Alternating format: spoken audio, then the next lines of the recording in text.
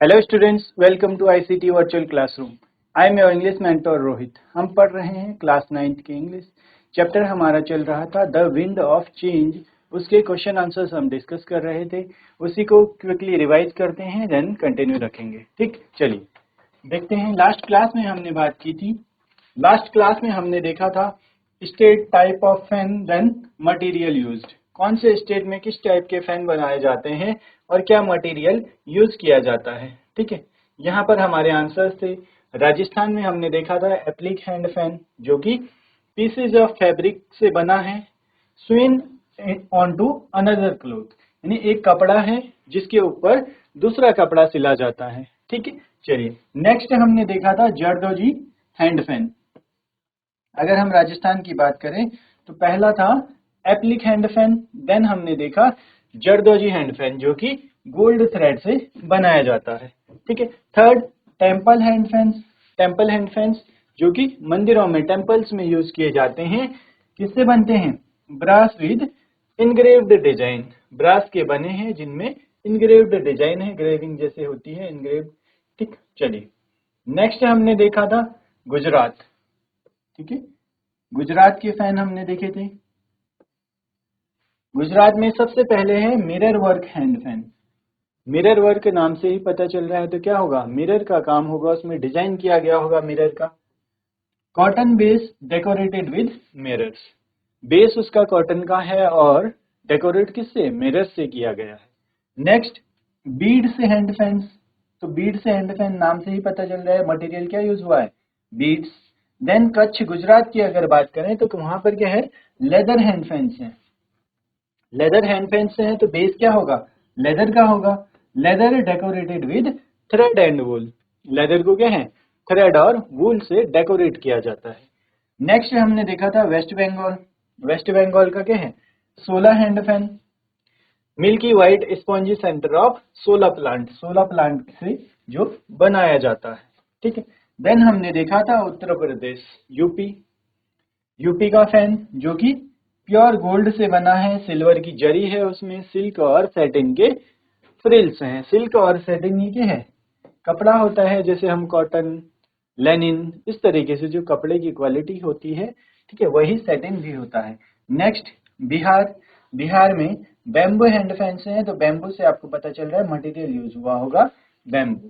ठीक, चलिए आगे बढ़ते हैं। नेक्स्ट हमने क्वेश्चन आंसर देखे थे। एक्सट्रैक्ट हमें गिवन था, ठीक है, उसके according state whether the following sentences is true or false.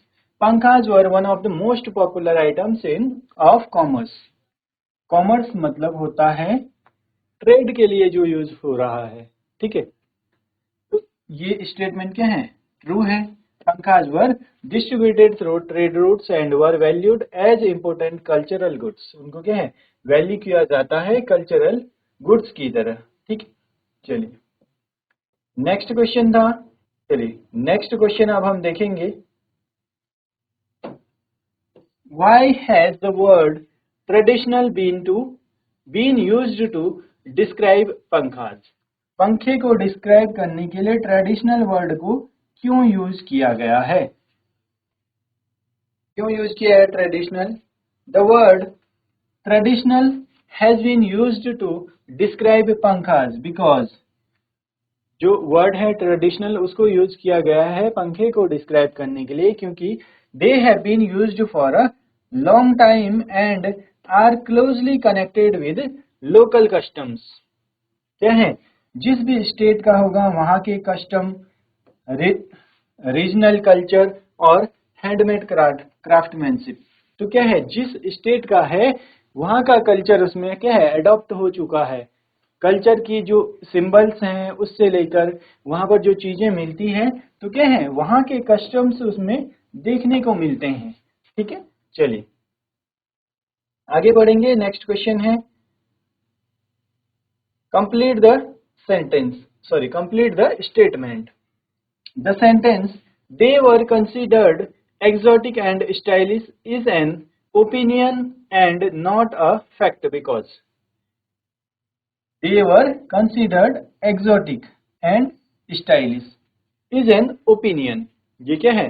एक ओपिनियन है, नॉट अ फैक्ट, ये एक कोई फैक्ट नहीं है,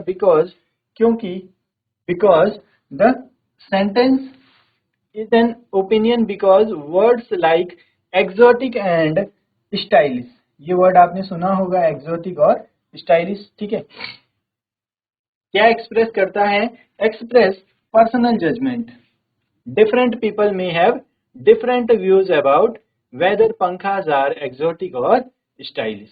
तो इसमें क्या है, डिफरेंट पर्सन्स के डिफरेंट व्यूज हो सकते हैं कि पंखे एक्सोटिक हैं या फिर स्टाइलिश हैं, ठीक है। चलिए नेक्स्ट क्वेश्चन हम देखेंगे। Infer one reason for commonality in the use of pankhas across India. पंखे के यूज के बारे में हमें बताना है। One reason for the common use of pankhas across India is the country's hot climate.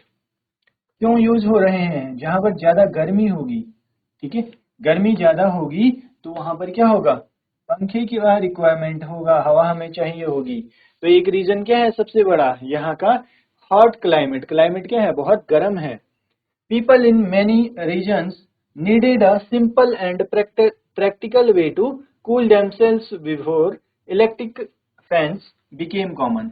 जब तक क्या है, इलेक्ट्रिक फैन नहीं आए थे, कूलर एसी नहीं था, तो तब क्या है, जहां पर ज्यादा गर्मी पड़ती है, गर्मी रहती है, तो हवा के लिए, कूलिंग के लिए, खुद को थोड़ा ठंडा रखने के लिए क्या यूज करते थे, हैंड फैंस यूज करते थे। अभी भी कभी पावर कट होता है जहां पर इन्वर्टर अवेलेबल नहीं है, ठीक है, इन्वर्टर की सुविधा नहीं है, तो वहां पर हम लोग क्या करते हैं, कोई गत्ता होता है या कोई भी चीज होता है जिससे हम क्या करते हैं, हवा करते हैं जब हमें गर्मी लगती है। तो सबसे बड़ा रीजन क्या है, यहाँ का हॉट क्लाइमेट। क्लाइमेट अगर हॉट नहीं होता, अगर कोल्ड यहाँ पर होता, तो फिर हम फैन यूज नहीं करते। जैसे कि यूरोप में है, कुछ कंट्रीज है जहाँ पर बहुत ज्यादा ठंडा होता है, तो वहां इसकी रिक्वायरमेंट नहीं है। लेकिन जहां पर गर्मी पड़ती है, जहां पर गर्म ज्यादा होता है, वहां पर पंखे की रिक्वायरमेंट होती है, ठीक है। चलिए नोट करेंगे आंसर्स को।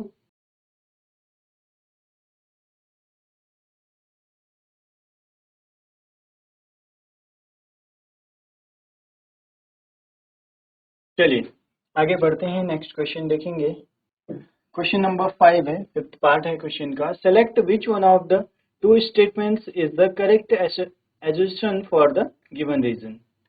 रीजन हमें गिवन है और उसका एजर्शन हमें गिवन है, तो हमें बताना है कौन सा करेक्ट है। Reason, pankhas were made of indigenous materials unique to the region with elaborate design. इसका रीजन, ठीक है, रीजन ये है, एजर्शन हमें गिवन है option A and B. Each kind of pankha could be distinguished from the others। Next, pankhas were used by many people। तो क्या इसका एडजस्टन हो सकता है, आपने करेक्ट बताना है। तो आप सभी को पता है इसका आंसर क्या होगा, each kind of pankha could be distinguished from the others. एक दूसरे से क्या है, सभी अलग हैं। इंडिजीनियस मटेरियल इसीलिए बोला गया है, जिस स्टेट में है वहां पर जो मटेरियल मिलता है, ठीक है, उससे बनाया जाता है, ठीक। चलिए नेक्स्ट क्वेश्चन देखेंगे।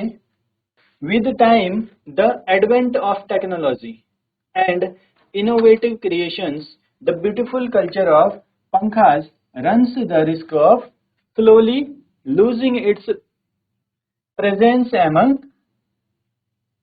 इंडिया। ठीक है, इसका क्या है, यहाँ पर इसको करेक्ट करेंगे, ये इंडियंस है, ठीक है, ए भी स्मॉल कर लीजिए, यहाँ पर स्मॉल है। With time, the advent of technology and innovative creations, the beautiful culture of Pankhas runs the risk of slowly losing its presence among Indians. Once made for personal use, over time, this handicraft has transformed into a commercial business and now provides some form of livelihood to India's artisans. ठीक है, artisans, इसको भी correct करेंगे, S E. The slight increase in popularity and demand is significantly affected by the different version of the पंखास being crafted। जैसा कि हमने explanation में देखा था, जैसे टाइम के साथ नई टेक्नोलॉजी एडवेंट होने लगी, नई टेक्नोलॉजी, नए इनोवेशंस आने लगे, तो जो कल्चर था, ब्यूटीफुल कल्चर ऑफ पंखास, पंखी का ब्यूटीफुल कल्चर था, वो क्या है, रिस्क पर आ गया है इंडिया में, ठीक है, among Indians. Once made for personal use, जब ये एक बार क्या है, कभी ये पर्सनल यूज के लिए यूज होता था, over time this handicraft has transformed into a commercial business. उसके बाद क्या हो गया, कमर्शियल बिजनेस में आ गया, यानी इसका ट्रेड होने लगा, एक दूसरी जगह ट्रेड किए लिए जाने लगे, तो वहां भी बेचा जाने लगा। And now provides some form of livelihood to India's artisans. अब क्या है, कुछ इंडियंस के लिए ये लाइवलीहुड है, जीवन यापन का आधार है। The slight increase in popularity and demand is significantly factored by the different version of the pankhas being crafted. अब क्या है, पॉपुलरिटी जैसे धीरे धीरे बढ़ रही है इनकी, ठीक है, स्लाइट इंक्रीज हो रहा है, बढ़ रहा है, तो डिमांड भी क्या है, धीरे धीरे बढ़ रही है। ठीक, चलिए अब आते हैं हम क्वेश्चन पे। Infer one negative impact of technological advancement on pankhas. पंखों पर जो टेक्नोलॉजिकल एडवांसमेंट है, यानी टेक्नोलॉजी में नई नई जो चीजें आती है, उसका पंखे पर क्या निगेटिव इम्पैक्ट पड़ा है। ठीक, चलिए आप बता सकते हैं क्या निगेटिव इम्पैक्ट पड़ा है।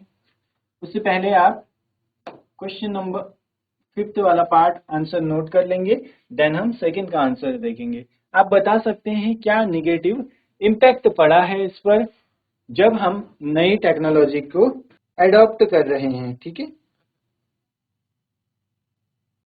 निगेटिव इम्पैक्ट आप सभी बता सकते हैं। आज के टाइम में क्या है, हैंडमेड पंखे को बहुत कम यूज किया जाता है, बहुत कम, कहाँ उसका यूज रेयर हो गया है।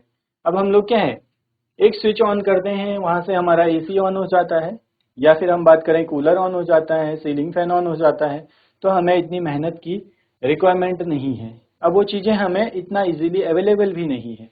ठीक है, चलिए इसको नोट करेंगे, देन नेक्स्ट का आंसर देखेंगे।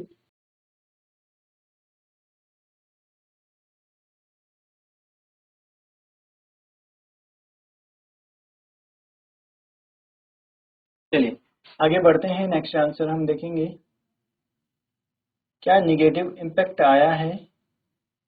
ठीक है, नई टेक्नोलॉजी के एडवांसमेंट के साथ, एडवांसमेंट होता है, नई नई चीजें डेवलप होती हैं जब इनोवेशंस होते हैं। ठीक है, चलिए one negative impact of technological advancement is that handmade pankhas are no longer used as commonly in daily life. अब इनको क्या है, हम कॉमनली डेली लाइफ में यूज नहीं कर रहे हैं। Electric fans, coolers and air conditioners have reduced their practical use।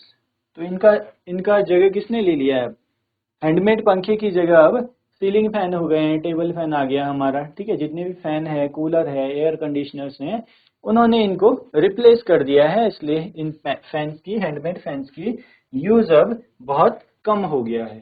ठीक, चलिए नोट करेंगे answer.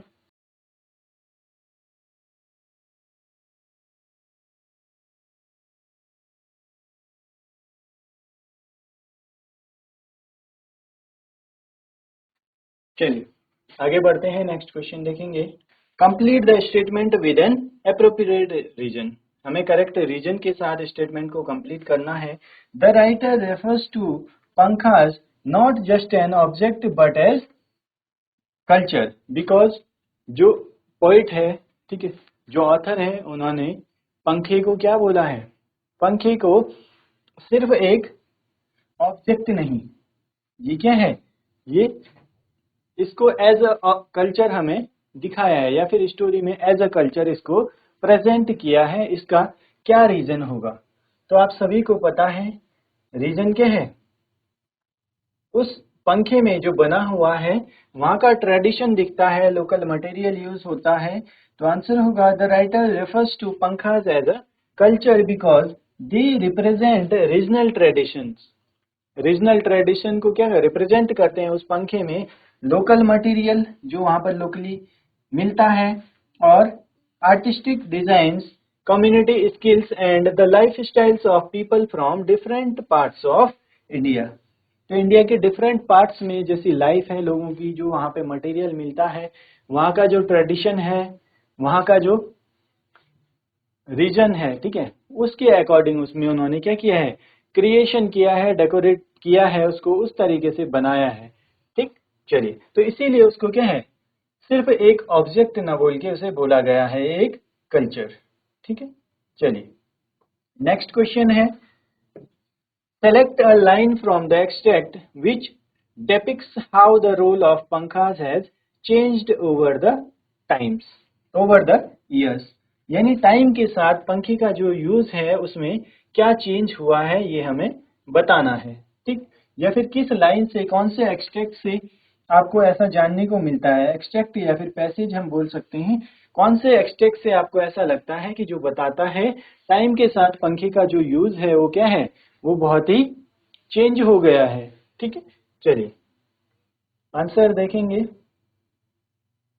Once made for personal use, ये एक्सट्रैक्ट है स्टोरी से हमारी। ठीक है, once made for personal use, पहले क्या है, इसे पर्सनल यूज के लिए बनाया जाता था। Over time this handicraft has transformed into a commercial business, और कुछ टाइम बाद ये क्या हो गया, एक कमर्शियल बिजनेस बन गया। तो ये क्या बताता है, ओवर द टाइम जो पंखा है उसका यूज चेंज हुआ है। ठीक है, डिफरेंट यूज उसका हो रहा है। नेक्स्ट क्वेश्चन देखेंगे, list one way in which the increase in demand of pankhas might benefit artists. अब हमें ऐसा रास्ता बताना है, तरीका बताना है जिससे क्या होगा, इंक्रीज होगा पंखे की डिमांड में, यानी पंखे की सेल बढ़ जाए, उसकी डिमांड बढ़ जाए, जिससे क्या होगा, जो आर्टिस्ट हैं, आर्टिस्ट यहाँ पर बोला गया है, जो पंखा बना रहे हैं, क्राफ्टमैन है, उनको क्या हो, इसका बेनिफिट मिले। ठीक है, तो क्या होगा हमारा answer, an increase in demand can help artisans earn a better income and continue practising their traditional craft. क्या करेगा ये, अगर डिमांड बढ़ेगी तो उनकी इनकम भी बढ़ेगी, अर्निंग बढ़ेगी, और ज्यादा क्या करेंगे, वो अपने ट्रेडिशनल क्राफ्ट को कंटिन्यू रखेंगे। अगर किसी चीज का डिमांड बढ़ा है, ठीक है, तो उसके लिए उतना सप्लाई भी रिक्वायर्ड होगा, सप्लाई रिक्वायर्ड होगा यानी उतना बनाना पड़ेगा, उसका प्रोडक्शन भी हमें उतना करना पड़ेगा। तो जब प्रोडक्शन बढ़ेगा, सेल बढ़ेगी, तो उससे क्या होगा, जो बना रहे हैं उसको, क्राफ्टमैन जो भी हैं, उनको इसका बेनिफिट होगा, ज्यादा सेल होगा तो ज्यादा अर्न करेंगे, ज्यादा प्रॉफिट होगा। तो इस चीज में क्या होगा, और अच्छा काम करेंगे वो, आगे और मेहनत करेंगे इसमें। ठीक है, और इस ट्रेडिशनल वर्क को कंटिन्यू रखेंगे। चलिए नोट करेंगे इसको।